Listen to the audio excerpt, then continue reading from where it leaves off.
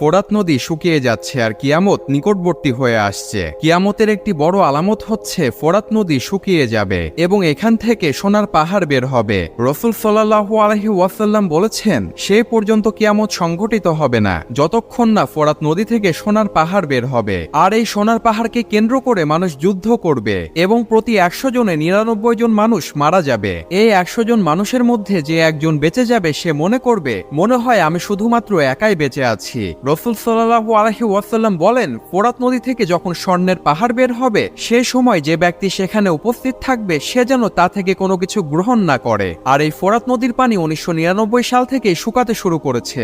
যে এক সময় এই ফোরাত নদীর পানির গভীরতা এত পরিমাণের ছিল, সেই গভীরতার পানি আজ কমতে কমতে শুকিয়ে প্রায় শেষের পথে। ২০২৪-এ এসে ফোরাত নদীর দিকে তাকিয়ে দেখলে বোঝা যায় রাসূল সাল্লাল্লাহু আলাইহি ওয়াসাল্লামের ভবিষ্যৎবাণী অতি দ্রুত সত্য হতে চলেছে।